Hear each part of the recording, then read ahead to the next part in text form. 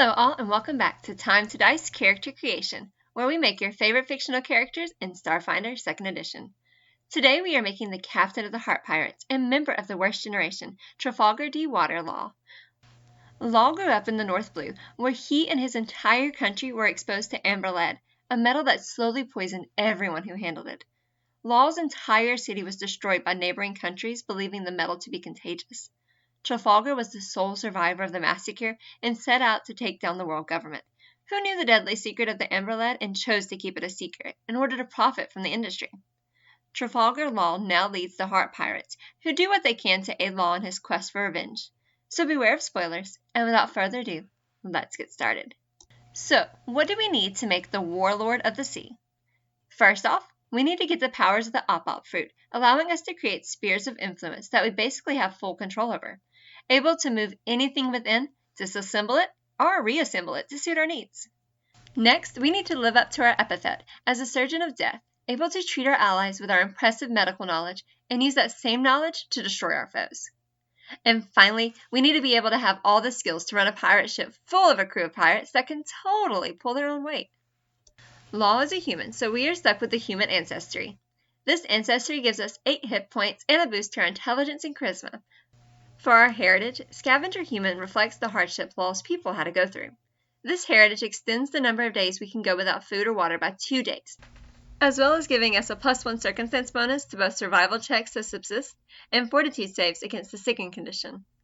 For our background, the Doctor background works perfectly for us, giving us a boost to intelligence and dexterity, training in both medicine and life science lore, and finally the battle medicine skill feat lets us treat our allies' wounds with a single action once per day.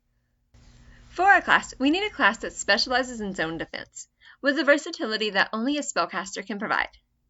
The Witch Warper class not only fits our needs perfectly, it also marks a first for the channel as we have never used it before. And with that, we have made a build for every single class in the playtest. Although it is a full caster, Starfinder casters have a bit more durability with 8 hit points per level. Our Will of D gives us expert and will saves, though we only get training in perception, fortitude, and reflex saves. For skills, we get training in 3 skills plus our intelligence, plus 1 skill based off our paradox. We only get training in up to simple weapons, so we will need to pick up something if we want to use our sword. And finally, we get training in up to light armor. Alright, let's take a look at our starting attributes. Strength is at 0. Law isn't particularly weak, but when you compare him to some of the other characters with monstrous physical strength in the One Piece universe, it becomes hard to justify the investment. Dexterity is at a +2. You are a sword fighter, and if we don't invest in strength, we have to have some stat that lets us hit our opponents, and Dex has the added bonus of helping us with our armor class and reflex saves. Constitution is at a +0. Once again, Law can take a couple hits, but he is nowhere near the same level of durability as Luffy or Zoro. Intelligence is at a +4. Your devil fruit is strong, but a great deal of that power comes from Law's impressive medical knowledge. Wisdom is at a +1. Medicine is still a wisdom check despite the number of times I've written Paizo for them to change it to intelligence. I'm sure perception helps too when you're performing open heart surgery. And finally, charisma is at a +2. You've inspired the undying loyalty of a whole crew of pirates to follow you into all kinds of danger. Level 1 Witch Warpers get to pick both a paradox and an anchor. The Analyst paradox reflects Law's knowledge of how the world fits together, so he can more easily take it apart. This gives us access to the arcane spell list and the ability to recall knowledge, or seek against 2 targets in our quantum field with a single action. We also get the initial warp spell Warp Probability, which we can use as a reaction whenever we fail an attack roll or saving throw, in order to reroll the attempt at the cost of a focus point. Think of this as throwing something at the target, and if it misses, switching places with the thrown object so we can try it again. For our anchor, we are going to pick the focal point. Unlike anyone on the Straw Hat crew, Law is able to focus on a single task and not get distracted by every little thing. This gives Law a 25% chance to push through when anything would disrupt one of our spellcasting actions. This also gives us an intense focus action, letting us reduce our clumsy condition by 1, or ignore the effects of suppress for a round. I mentioned the quantum field earlier, so I guess I should explain what it does. Witch Warpers can create a 15-foot burst anywhere within 100 feet. The quantum field doesn't do much on its own except allow us to use actions with the anchoring trait, like our warp spells, but it lasts as long as we can sustain it, and if we use an action with the anchoring trait, that automatically sustains it. We also get an Ancestry feat. Law isn't opposed to creating alliances when it will help him reach his goals, so we are going to pick up the cooperative nature to get a +4 to checks to aid our allies. As usual, we can't go over every spell, or we'd be here all day, so instead I'll put all the options we take on the screen while only covering my favorites. For our cantrips, Adhere lets us bond things together however we see fit, requiring an athletics check against our spell DC to pull the object apart again. And Live Wire can be used for a little bit of a countershock action, dealing 2d12 electricity damage to any foe in range. For our first rank spells, Sure Strike is a must if we plan on using our sword as a full caster, letting us make our next attack roll twice and take the better result, as well as ignore the target's hidden or concealed conditions. And Shielded Arm can make do for some easy armament hockey. Level 2 Witchwarpers get a class feat and a skill feat. The Anchoring Strike class feat lets us give the anchoring trait to a strike we make as long as it's successful. And if the strike is a critical success, not only does it get the anchoring trait to sustain our room, but we get to roll the damage twice and take the better result. Now good luck critting while constantly being behind martials in proficiency and having your hit stat be a secondary stat. I'm starting to think Witchwarper class wasn't designed for melee combat. For our skill feat, we're going to take Assurance and Medicine, ensuring we never have to worry about that unlucky natural one making us kill an ally when we're trying to save them at the end. Could you imagine if Law just accidentally killed Luffy at the end of Marineford? That would have made for a very different post-time skip story. At level 3, the Weapon Proficiency General feat gets us training in martial weapons and scaling up to Expert at level 11. Now when we enter the fray, at the very least we have the support of martial weapons to back us up. Third level Witchwarpers also gain anchoring spells, giving all our signature spells the anchoring trait, as long as we cast them from within or at least adjacent to our room. We now have the anchoring trait on our strikes, focus spells, and signature spells, so I don't think we will need to waste an action sustaining our room ever again. We also get access to second rank spells. We are going to fill these slots with telekinesis type spells that basically give us full control of everything in our room, but special shout out to Dismantle, which lets us take anything apart. It doesn't work on bodies though, for some reason. At level 4, we pick up the Medic Dedication, boosting the healing we give with battle medicine or treat wounds, as well as allowing us to provide healing with battle medicine to a creature that would otherwise be immune once per day, or once per hour if we become Master in Medicine. Spoiler alert, we will. While we are boosting our medical skills, we might as well pick up Continual Recovery, reducing the recovery time for our procedures from 1 hour down to only 10 minutes. At level 5, we can pick up the Confident Actualization to roll one skill check or saving throw with advantage. Law has gone toe-to-toe with everyone from warlords to emperors of the sea, so I'd say at this point a little bit of confidence is warranted. We also get Reflex Expertise, boosting our Fortitude proficiency to Master, and rank these spells. Organ Sight is a standout spell, letting us make a medicine check with a +2 bonus against the target in order to pick out a weak point, and if we succeed, the next strike or spell we deal inflicts piercing damage, or slashing damage, that deals an additional 46 precision damage. At level 6, Quaint Transposition lets us take an action to move our room to any new location within 100 feet. Law is basically always in charge within his room, so being able to move it as a situation evolves is super helpful. We also get the Treat Condition skill feat, letting us use our healer's tools to treat allies' clumsy, enfeebled, or sickened condition. Wouldn't be much of a doctor if we couldn't solve a common cold, would we? And all our medical prowess continues to improve with the Holistic Care General feat at level 7, letting us add Frightened, Stupefied, and Stunned to the list of conditions we can cure. We also get the Switch Places skill feat, letting us switch places with an adjacent ally. This is a forced movement for your ally, meaning they don't provoke any reactions, but that won't stop enemies from taking reactive strikes against you. Level 7 Witchwarpers also get the Alternate Outcome focus spell to make a foe within our room that succeeds against one of our saving throws, redo their save, and take the lower result. Who says trying the same thing over and over is insane? Finally, our spellcasting DCs increase to Expert Proficiency. It's almost like we should be using our spells to stay out of range. Speaking of spells, here's our rank 4 spells. The spell Flicker gives us an extra layer of defense, constantly blinking out of range of opponents, as well as granting us some resistance to all except force damage. Doctor's Visitation at level 8 lets us add Stride to any battle medicine or treat condition action we take. and Ward Medic lets us treat wounds up to 4 targets at once. At level 9, we pick up the multi-talented Ancestry feat to pick up the Psychic Dedication. This gives us access to the Warp Step cantrip. This usually just gives us a small speed boost, but since we got it from the Psychic Dedication, we can amp it up to teleport to any point within double our movement speed, letting us get to higher ground or just avoid melee's foes' reactive strikes. Magical Fortitude boosts our Fortitude saves to Expert, and we get access to rank 5 spells.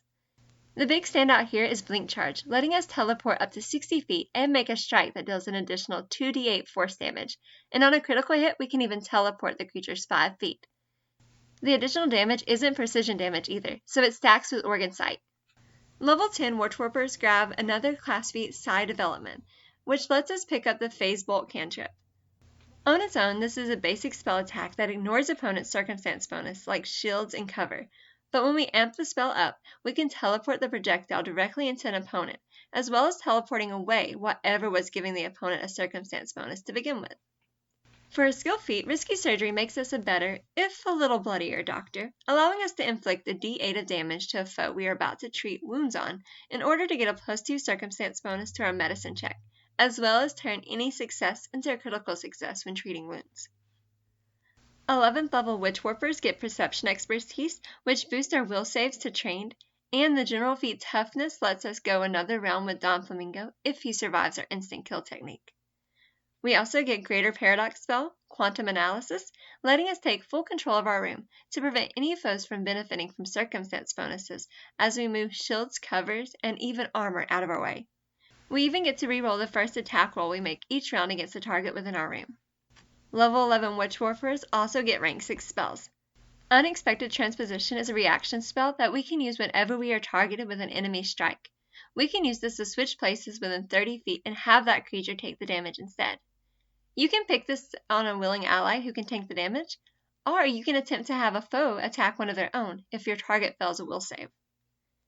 Basic Thought Form at level 12 gives us a psychic feat, Warp Space, which lets us launch our Phase Bolt cantrip from any location within 30 feet that we have line of sight to.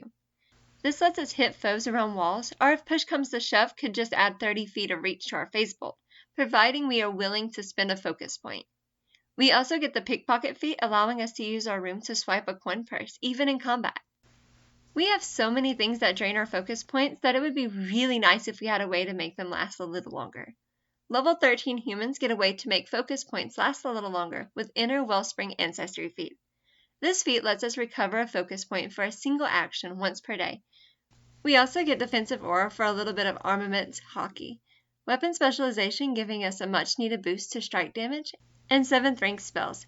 Heaving Earth lets you completely change the battlefield at a moment's notice.